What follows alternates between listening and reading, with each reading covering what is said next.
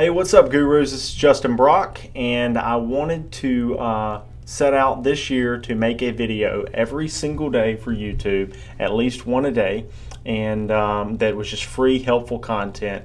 And today I was really busy, and so I'm going to put out a really short one that I call "Little Things Lead to Big Things," and I just want to tell a story.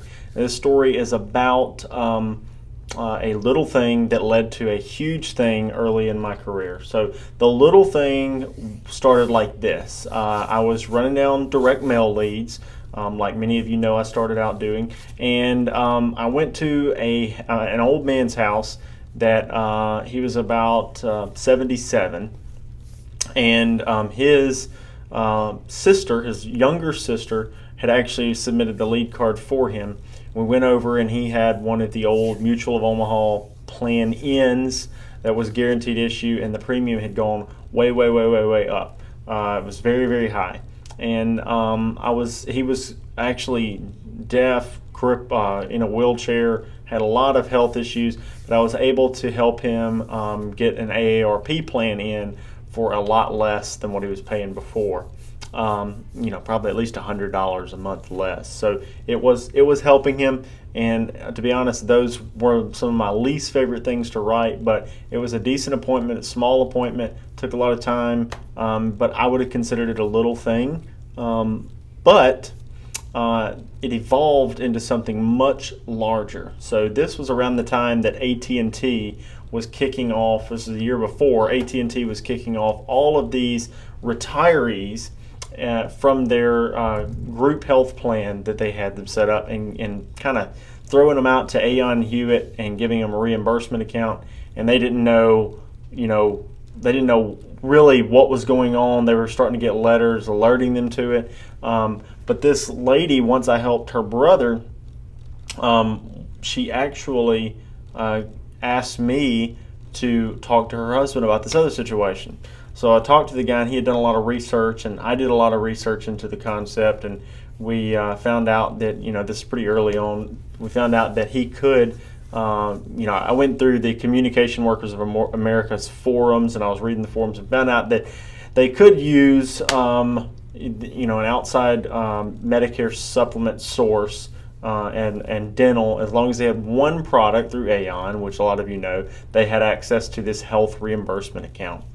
And I was able to, write him and his wife a Medicare supplement, counsel them on the drug plan, get them through Aon, and then write them dental, vision, and hearing policies, both.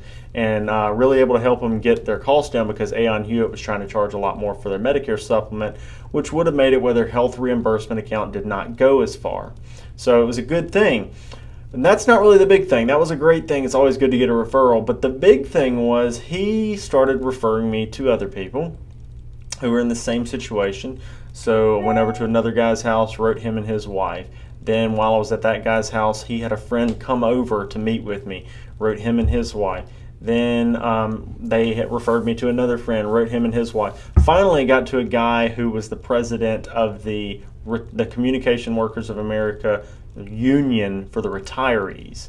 And they said, well, hey, why don't you come talk to a group? And I talked to a group. I didn't know how many. I thought maybe 10, 15 people. I go in, there were 78 people there. And that didn't include their spouses. A lot of times it's just single people. And then I ended up getting invited to another Communication Workers of America, where there was about 22 people at. All in all, we ended up writing about 250 Medicare supplements for these AT&T retirees, that AEP. And since then, I've gradually gotten referrals from that group and from those people in each individual one, rewritten several of them, cross-sold life insurance and cancer policies to several of them. So it's been this huge thing that all started from one direct mail piece. So I know a lot of guys, telesales, face-to-face, blah, blah, blah. I'd say we do a mixture of both. I don't think that one is better than the other. I think that it's just different models, and the call center might be kind of a big, sexy concept, but there's a lot of money to be made either way. I don't know of a lot of people that ran down one direct mail lead, and then it led to 250 Medsupps, 150 dental plans, and a consistent referral flow over the next few years. But I did, and all those people were guaranteed issue, by the way. So what we would do is we would underwrite them Plan G if possible, and if not, we get them a guaranteed issue Plan F. Several of them were actually turning 65 in open enrollment as well. So it was a big mix. Did a ton with Aetna that year and some other companies, Mutual of Omaha, and they were great to work with on that. So that is my little things lead to big things. Tomorrow, if I can remember, I really want to do an in-depth video on telesales versus face-to-face and try to dispel some myths and encourage different concepts. Okay? And I'm interviewing a guy that all of you know tomorrow morning, and that interview should be pieced together pretty quickly as well to be a really good video.